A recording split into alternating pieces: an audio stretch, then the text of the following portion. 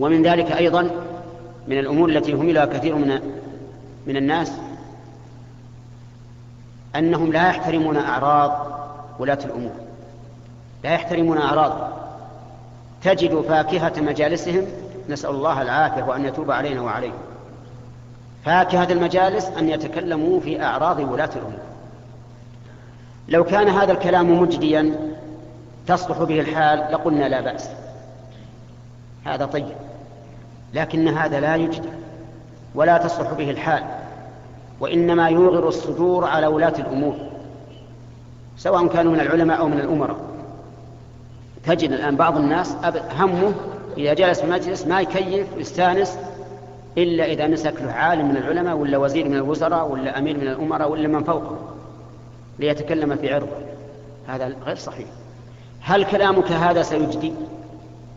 لو كان يجدي لكنا أول من يشجع عليه وقلنا لا بأس، المنكر يجب أن يزال والخطأ يجب أن يصحح، لكنه لا يجدي، إنما يوغر الصدور ويكره الناس يكره ولاة الأمور إلى الناس أو يكره العلماء إلى الناس ولا يحصل فيه فائدة.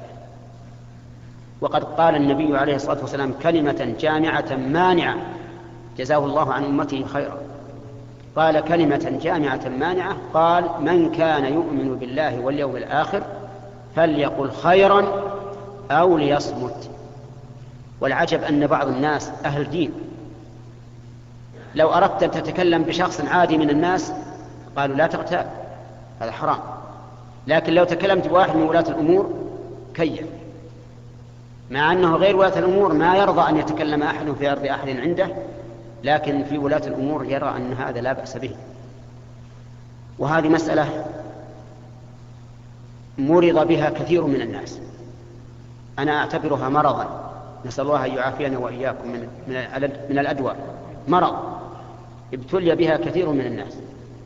ولو أن الناس كفوا ألسنتهم ونصحوا لولاة أمورهم، أنا لا أقول أسكت على الخطأ، لكن أكتب لولاة الأمور، أكتب أنت، اكتب كتاب إن وصل فهذا هو المطلوب، وإذا انتفعوا به فهذا أحسن، وإذا لم ينتفعوا به فالإثم عليهم إذا كان خطأ صحيحا، وإذا لم يصل إليهم فالإثم على من منعه عنه. والله موفق.